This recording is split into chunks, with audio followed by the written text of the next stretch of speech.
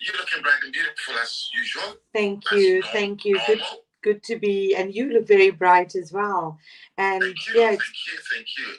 It's been a while now. It's been over a month now, isn't it? It's been a long time because you've been traveling, and yeah, I've really missed the show. I've missed doing the updates, but yeah, at least we can start doing it again while you're back in the UK. Absolutely. How was your travels? Everything went well? It went really well. It went well. A bit tiring sometimes. Yeah. Because working and at the same time, you know, holidaying. So yeah, it was the best of both worlds, really.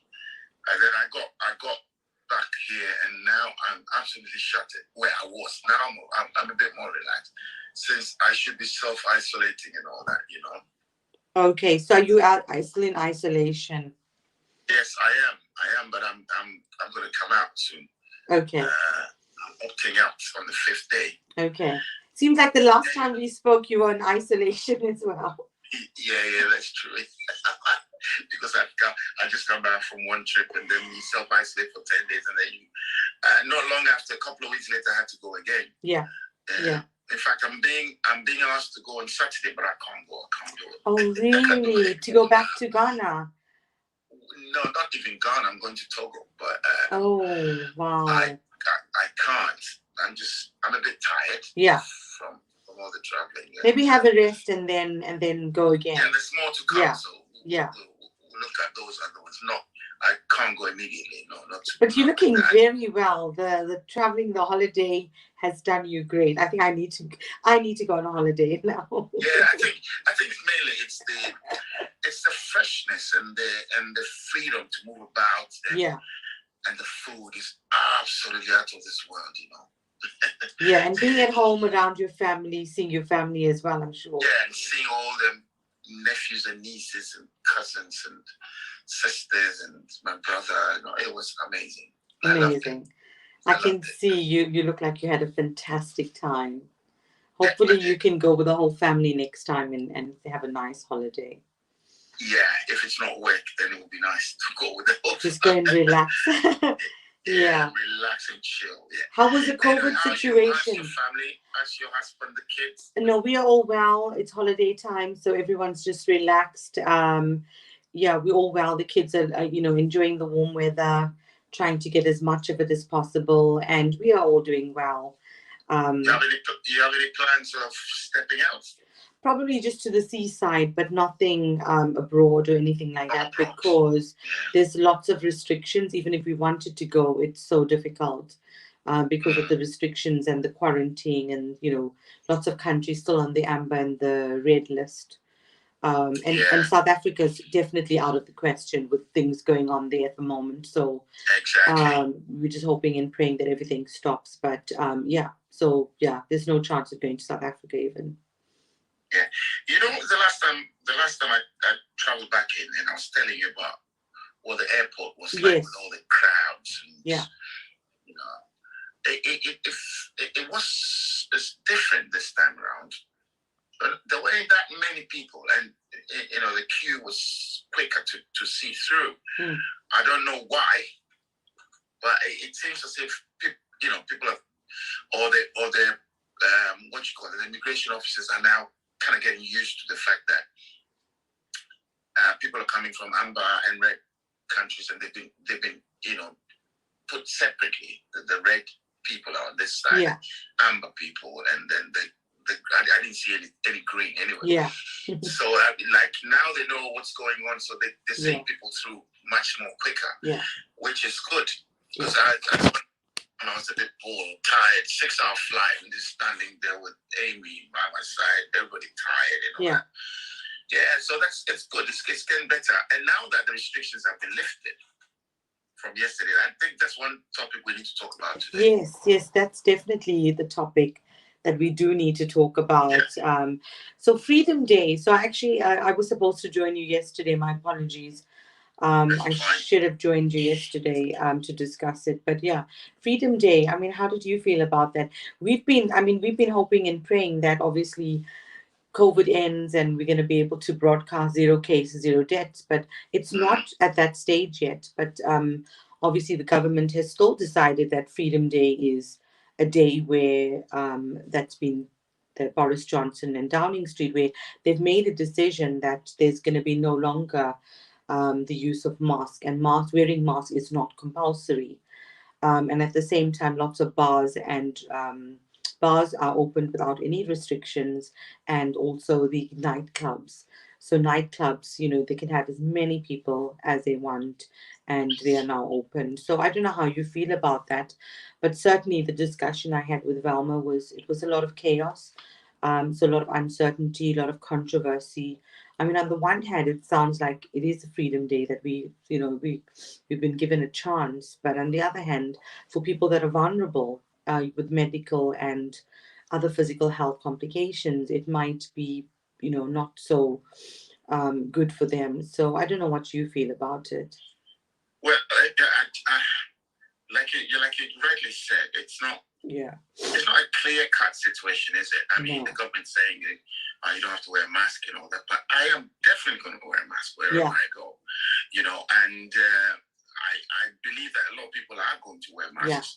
A lot of people are still going to be cautious because it's not going anywhere, this COVID virus, or whatever it's called. It's not going anywhere. So it's just up to us really to look after ourselves, probably for economic reasons and for health. I think we should still be careful. Probably not as careful as those days when you're like strictly careful, but still we've got to be careful. I mean, I can hug my knees or something, but I'm still going to wear a mask. Yes. I mean, that's quite sensible because I feel the same. I still would want to wear a mask. And especially at the hospital I work, I'm still required to wear a mask. All hospitals will require the staff to wear masks because that's where we would be at risk. And also, because people are going from outside, going back in, the patients are at risk. So we have to wear masks.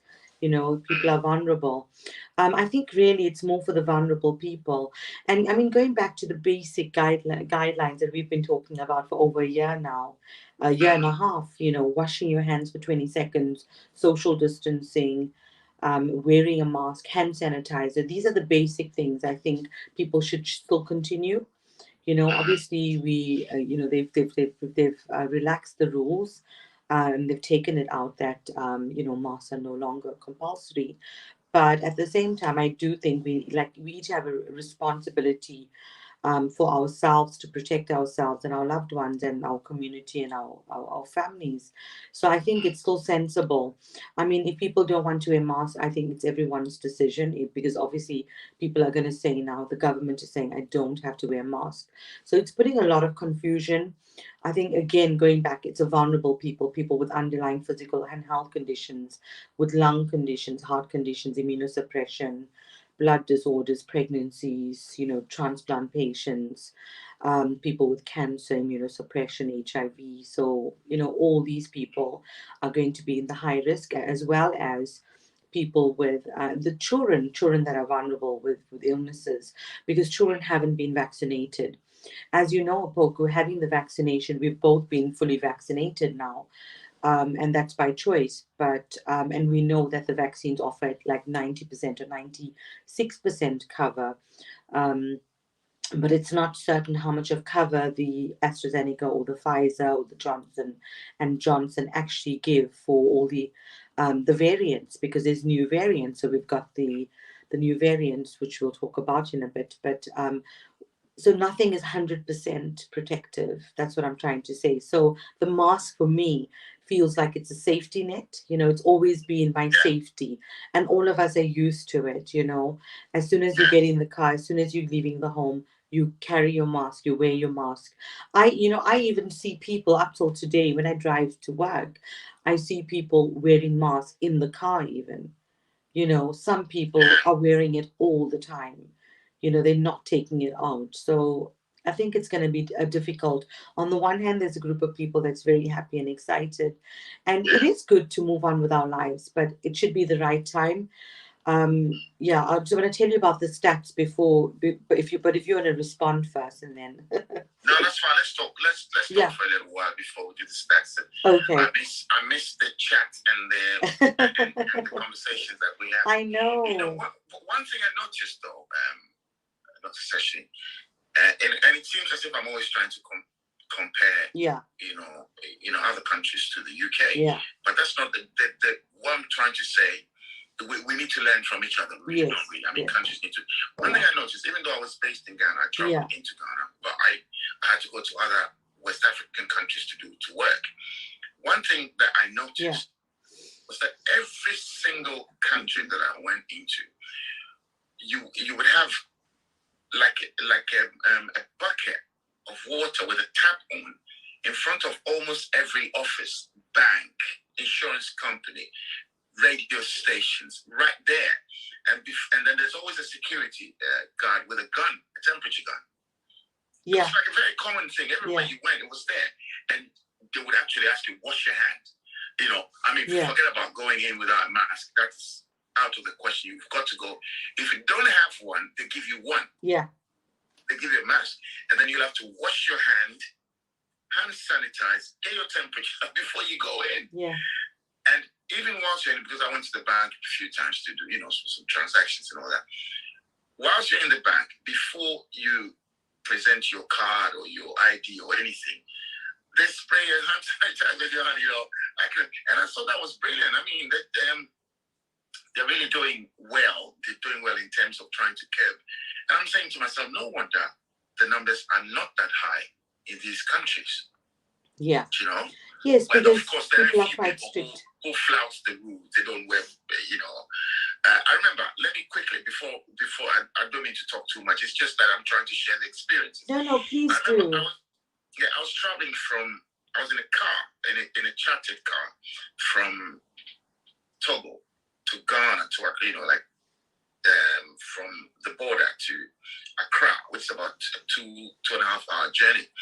And I was so tired, so I told the driver, can I just sleep? So I was just lying down and sleeping. And then we got to this police post, because they've got these, because it's a border town. So they've got immigration and customs and police and all that. So we got there. And I could feel the driver just nudging me and saying, wear your mask. Because I didn't have a mask on. I took it off because I wanted to sleep. Yeah. And I was wondering, why is he telling me to wear my mask anyway? So I put it on. And then when I got up, the police people came to me and then they spoke to me, where are you from? Where are you doing? Where are you going? This and that. Wow. So I asked him why. And he said, because they will, if I didn't have a mask on, they would definitely, I will sort of be punished. Not be whipped or anything, but I will be, I'll be taken out of the car or something and be something. Yeah, you must wear a mask anyway. That's the point I'm trying to break here. Yeah. So it's good, taking good precautions. And even though this thing has been lifted in this country, I think we still need to be careful and take precaution and wear our face and nose masks wherever we go. Yeah, I think it is important. We all need to wear a mask. I mean, that's amazing that obviously the rules seem so strict in other places. I think that's what you were trying to demonstrate. Exactly. And I mean, I think here the supermarkets, when you initially went in, they did say, wear a mask, and a lot of places said, you can't be served if you don't have a mask. So I think people have been used to wearing a mask. I was going to say about the figures, so in terms of the figures, is this the right time that they've made the Freedom Day? I'm not sure, because what the figures are telling us, and researchers are saying that in every 3 weeks, the figures seem to still be doubling in the UK. So UK is number 7 still on the list, the Worldometer. The figures are still quite high and the numbers are still rising. So I'm not sure whether it was the right decision. And also, bearing in mind that it's summer holidays and people are going to be traveling, people are going on holidays, they're mixing more, and they're traveling abroad.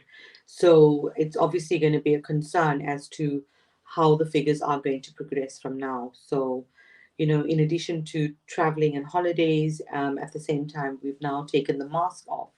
So yeah, it's going to be interesting to see what's going to happen. I don't want to spread doom and gloom, but I think, I think people should, like you said, you're still going to wear a mask. It's the same for me. I would still be wearing a mask. I've got a couple of questions, Dr. Seshni, for you. Yeah. What's going to happen on airplanes? Are they going to be asked to wear masks, or it's because it's Freedom Day, you can choose to wear it or not? Do you know anything? That's a good question. I think with the UK, obviously, with the British Airways and the UK travel, I don't think the mask will be applied, so they wouldn't necessarily need to wear. But I'm sure with the other airlines, because it does not include other airlines, I think going to other countries, I think they would be much stricter. So I think people would still need to have a mask on at least when they arrive at certain countries. So even though the UK is saying no mask. I mean, that's interesting because I don't know. I mean, in the USA, it came about where people didn't have to wear masks. Masks were not compulsory. I don't know any other countries where they're saying you don't have to wear masks. Neither do I. Yes. No. And the World Health Organization hasn't said that. Yeah. The second question I want to ask is about this isolation rules that's been loosened for critical workers. Yeah. And they're saying that some fully vaccinated people in critical roles in England will be able to continue working even if told to self-isolate after being in close contact with someone who has COVID. What does that mean? Does that mean that if, for example, you're a doctor, yeah, and you work in hospital, if, God forbid, you come into close contact with somebody who's got COVID, and you are told that you come into close contact, you still don't need to self-isolate? Is that what it means? Exactly. You can still go back to work. I think this is not too good, is it? I know. This has been the case a lot. So from the beginning, from the onset, it's been like this. I mean, from last year even, a lot of healthcare workers have had to, even though they were in contact with someone, they needed to isolate. Within a few days, they had to go back to work. So unfortunately, that is a situation. I know. That's a bit scary, isn't it? I know. There's, I mean, obviously, the situation at the moment, Boko, obviously is still concerned because of the different variants as well. Because we know that we had the variant, the UK Kent variant, we've had the Brazilian, the South African variant, the Delta variant from India, but we've also got a Lambda variant from Peru. The what, sorry? Lambda. It's called Lambda. So that's found in Peru. Well, there's been other variants, obviously, like Nigerian variant, and in America they've got their own. I think each country will probably end up having their own variant, depending on the structure of the COVID, and how it actually decides to mutate and infect people and spread. So the Peru variant, the Lambda variant, is now a concern. And the Delta variant obviously is still a concern in the UK. So, obviously things are still not clear in terms of that we are obviously recovering from COVID, because it seems that people are still getting infected and the numbers are still rising. And as we know, the vaccines, the AstraZeneca, the Pfizer, the Johnson & Johnson, we don't know how effective these will be against the they are saying it is effective, but in terms of how much, nothing is going to be 100% effective against any of these variants. In your opinion, Dr. Seshni, would you say, I know what I'm thinking, but I just want your opinion. Would you say that this COVID thing has come to stay and we should just live with it and just try and keep safe? I think it's going to be exactly that. I think you also feel that, but because I think it's something that, this has been going on since December 2019, so it's been over a year and a half, and we still basically very, very similar circumstances. Maybe we're more knowledgeable and our lives have changed. We've lost a lot of people because of COVID. So we're obviously much wiser. But I think it is a situation where we need to say for the next 18 months or the next, 12 months, it's going to be like a trial period and we're just going to continue as we were until this ends. I think if governments look at it in that way, and if they obviously, if we had the authority to make decisions, we would be, we would be able to give our advice. Definitely, that's the advice I would give, to say that, let's just have like a trial period of the next 12 months from now, and then continue as we are with the wearing masks, using hand sanitizer, social distancing, and yeah, those main things, washing your hands. So I think, keeping to those restrictions, and still, I mean, even though the restrictions have been lifted, I think we still need to be careful, because we shouldn't be now just go around having big parties with like 20, 30 people. It should be still that people are socializing in their bubble. I mean, I understand that people are obviously missing family, missing friends, missing socializing, but we still need to weigh the risk and benefits always. So that's something, my medical and my, psychiatric background, and it's always weighing risk and benefits. So I think, yeah, our lives do need to continue. We do need to rebuild it. We need to socialize. We are human beings, so we thrive on social contact. But I think it still needs to be done in a very, each person still should be quite careful. Yeah. And I think people, to be honest, most people are also quite sensible. Some people are quite scared still. There's still the coronaphobia. So a lot of people are still scared of getting it. And especially if they've had someone that had it, or they had it, or someone they loved had it as well. So, yeah, I would say, next 12 months, still we should be on like a trial period of just, continuing with the guidance and precautions. And then gradually we'll see a difference, and hopefully our lives will get back to normal. But I don't think it'll ever go back to the normal that we know. Yeah. And I feel that especially for our young generation, they are going to have to adapt to that. Yeah. Well, we'll see how it goes. We'll see how it goes. Yeah.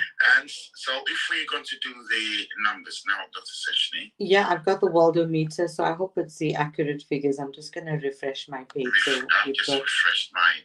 Yeah. So we've got the accurate, yeah. So this has been a while since we've done this, but it has been, hasn't it? So the numbers have definitely gone up.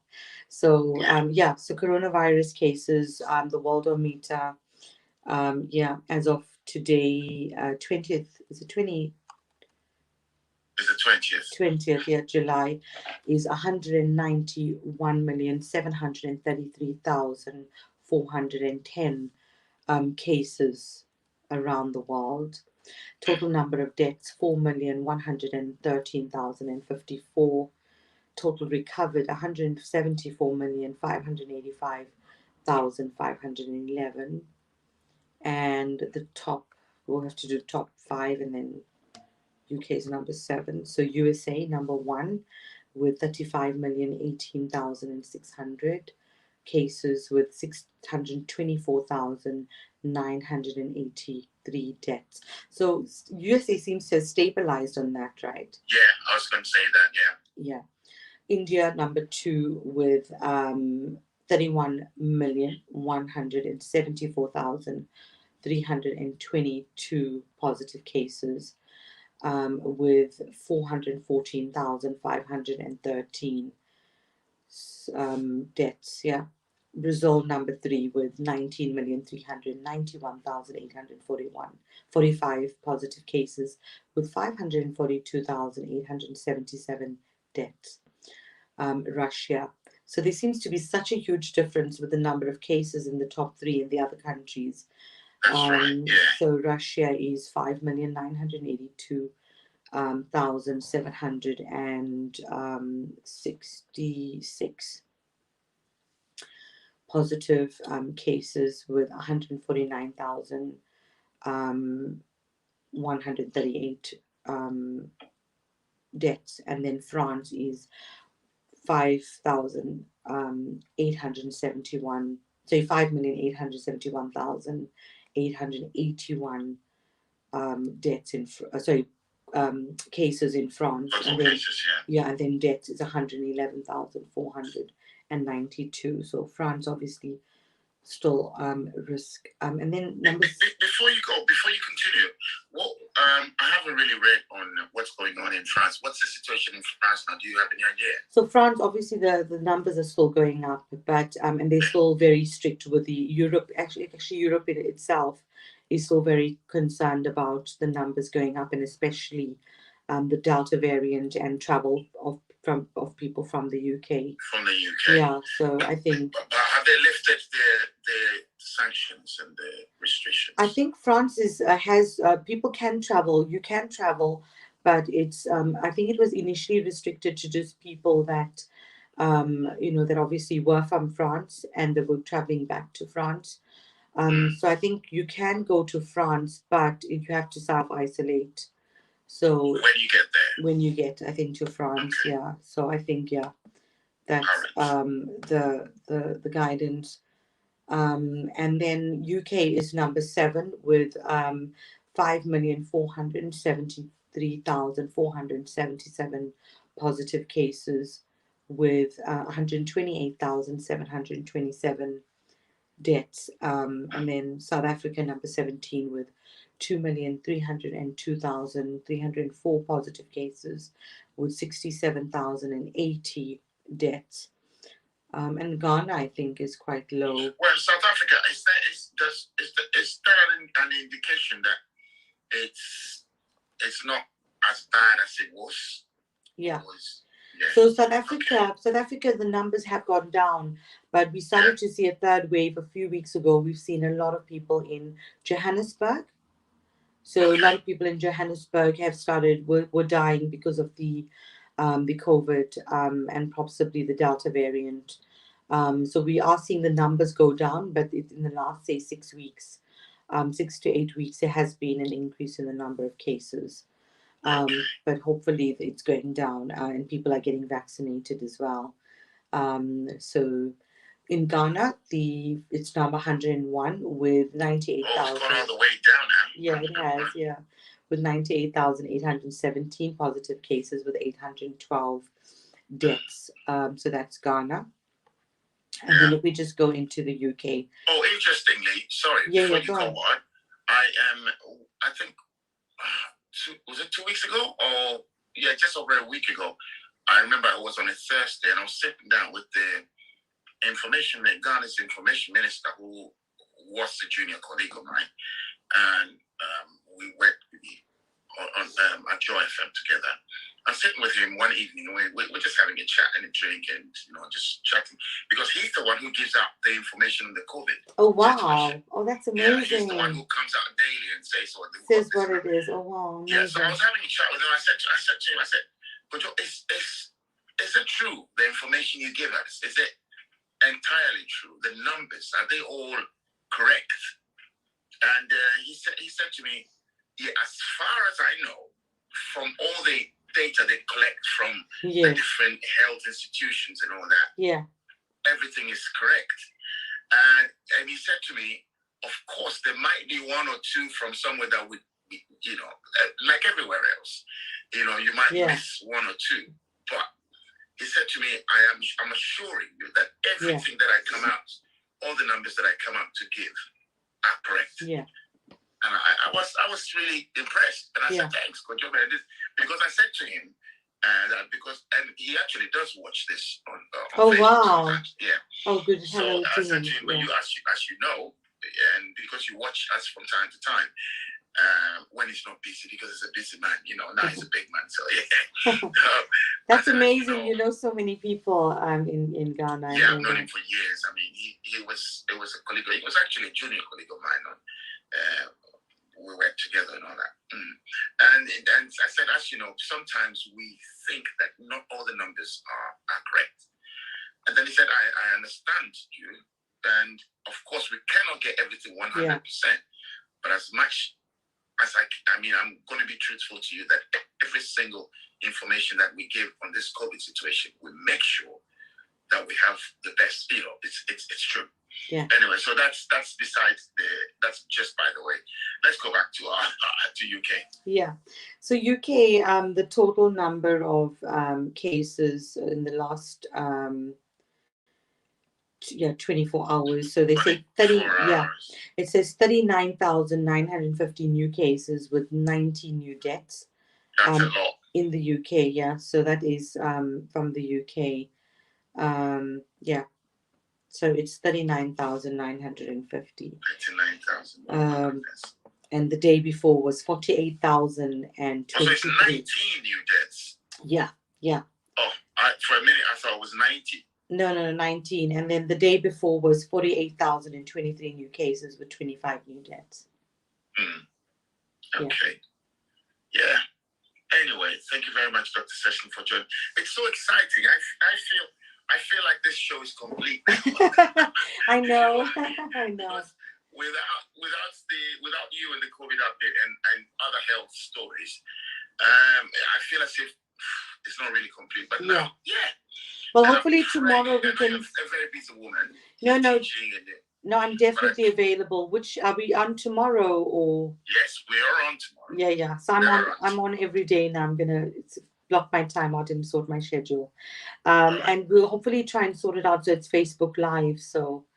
Yes. Because I was trying to do it. What I'm going to do is after this show, I'm going to go on it again and try and see what the problem is. So that by tomorrow. Otherwise, my one is working, so we can do that. So we can just start that. Yes. Yeah. Okay. Thank you very much once again, Dr. Session. Thank you. It's great to be back. And hopefully, now that the restrictions are lifted, hopefully I'll come to yours and stand by the window and wave. And, yes. Okay, take care and stay safe. Lots of love to everyone. Let's spread the love and not the virus. Yeah. And yes. But your shirt is absolutely stunning. Can I just say that? Thank you. My brother made it. Sorry, who made it? My brother. Oh, I've just been admiring it the whole show. It's so beautiful. It's got the lovely colors. I was sitting in his workshop, and I can confidently tell you that it didn't take more than 40 minutes to make. Really? Which is good, but absolutely stunning. Thank you. Okay, anyway, take care. Bye. Have a fantastic day. Bye.